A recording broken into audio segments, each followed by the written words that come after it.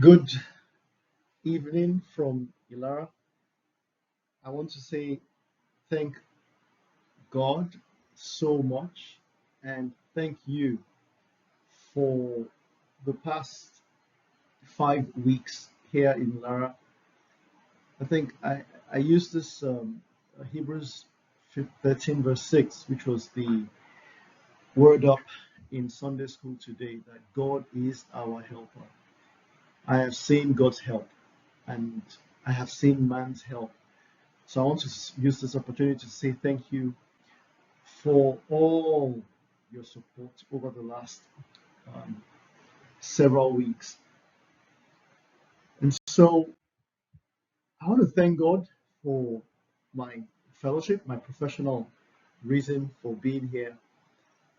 The last major thing that I needed to do was a workshop as well as my student presentations. And the the workshop went well.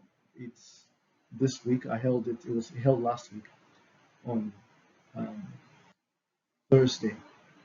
And also, my students' presentation also was successful. They were awarded for their work and made meaningful connections. So that gladdens my heart. Um, and the reason, one of the, of course, I'm grateful for the whole period, but one particular reason I'm grateful for this things that got done this immediate past week is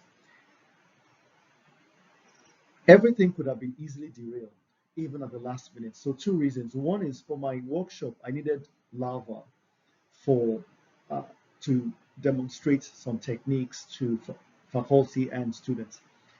But the lava have been they grow. They take about 4 to 6 weeks to grow. So this week they were actually last week they were ready, and we tried to run the experiments and do workshop. Um, some one thing or another, either we lost power or somebody had could not complete something. We couldn't get it done, or an equipment was not working. But eventually, I planned to do it on Monday. Tried to do it again. Equipment. The person that was in charge either was not on ground. It turns out that the person was sick, and on Tuesday, myself, I felt sick, and I had to go to the hospital myself.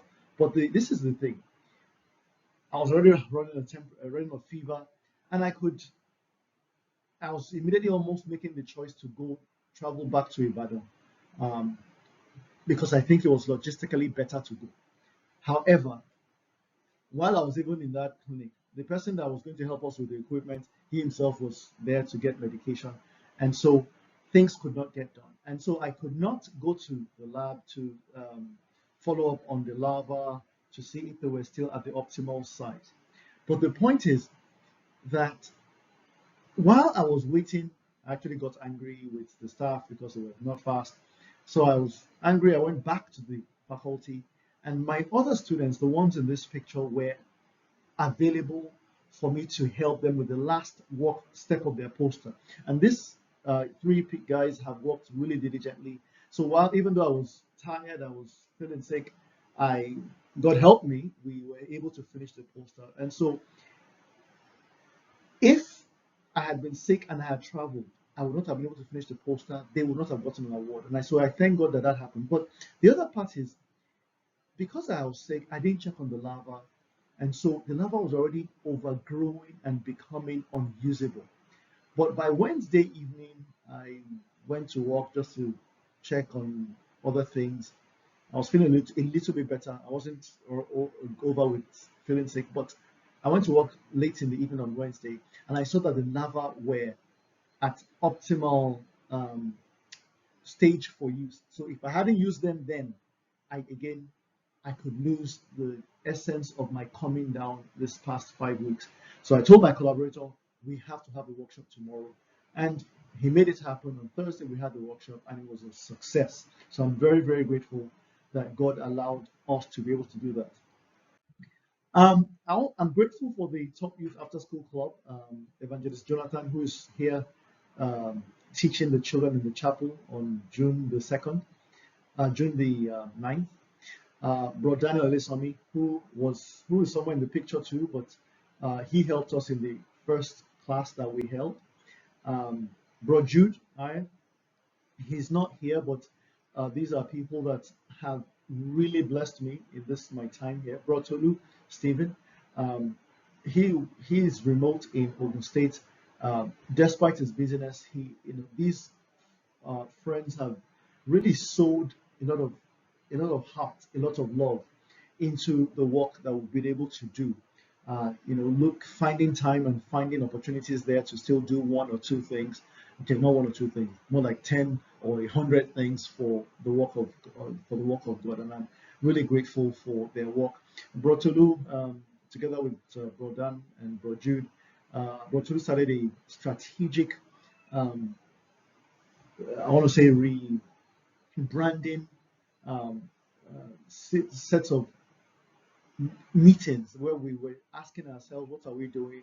Who are we? What's our identity? Very difficult questions because everything seems to be important, but it's also important that we find out exactly who we are, and such that in the future we are more targeted. We're not doing 10 things in 10 directions in 10 different places. And it was a very meaningful conversation. And this is the result, and I want to just part of the results I want to present to you here, that Top Youth, we're no longer going to be Top Youth After School Club. We're going to be Top Youth Club, and more on that. And we are a gospel-driven, children-focused nonprofit para-church organization. We're not a church, we're a para-church. We work with churches. We empower children and teenagers with spiritual, academic, entrepreneurial foundations. Through school clubs, community outreaches, leadership training, we provide consistent support that nurtures the whole child, equipping them to grow in wisdom, character, and purpose. And so that is the result of consultation and deliberation and prayer that I've been going through with these four people, Evangelist Jonathan, Bro Jude, Bro Tolu, and Bro Daniel, myself. Very difficult conversations, but I thank God that God brought us to a point where we see now that this is what going into the future we will be doing by God's grace. And so I thank God for that process. I want to thank you, NCCF.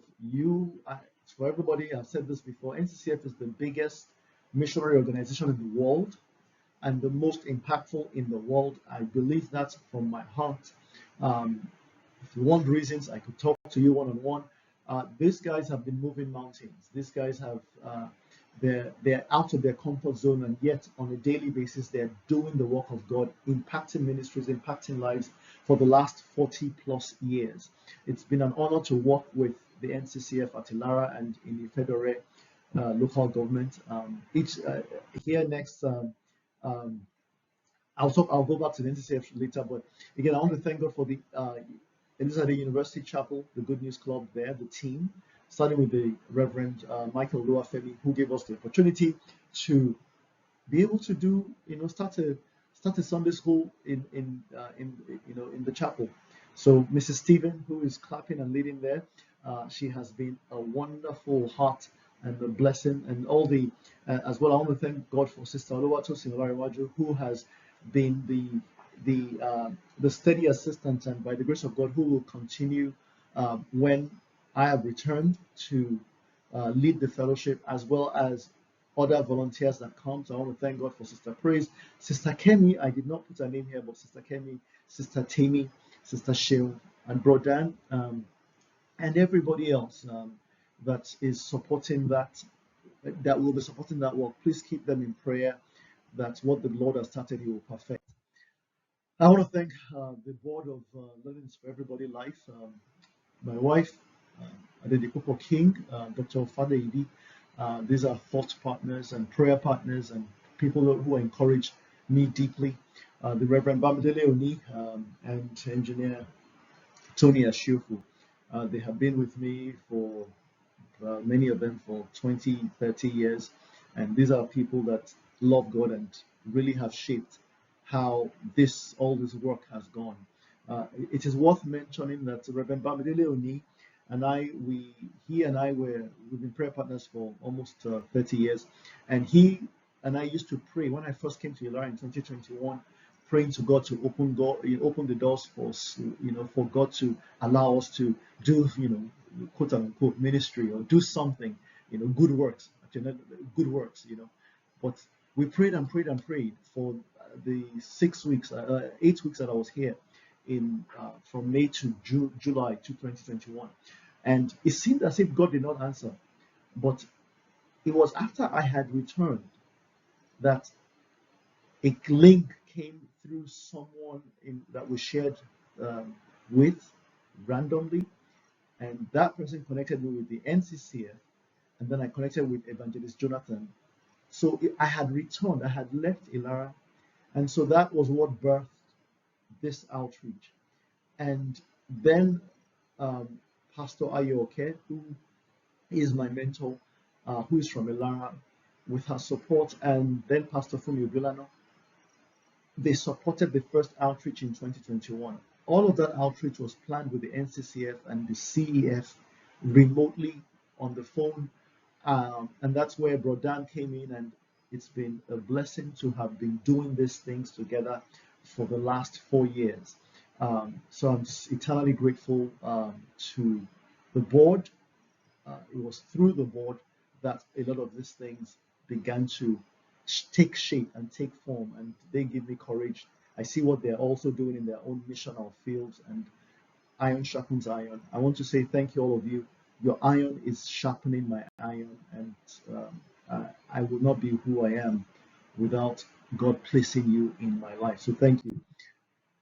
I want to thank the PSG, not the Champions League winners, but the prayer support group. So before I came to Ilara, the Lord put it on my heart to send out a message to a group of friends and people I fellowship with in my church, people I pray with, to say, hey, I'm going to Ilara. I would like you to find time to be praying for me together, whatever time is convenient for you. And these, I want to call them precious saints, have been praying for me.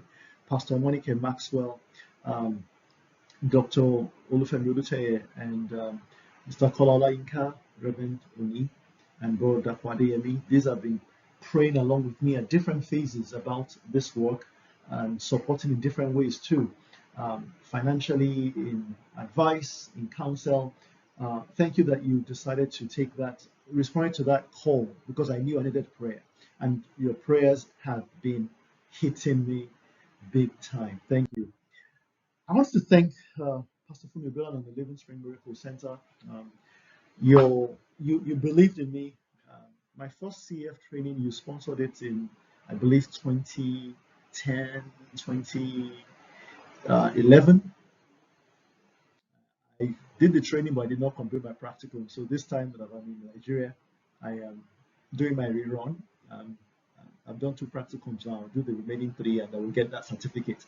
So I want to thank you for believing in me and supporting this outreach for the last 4 years.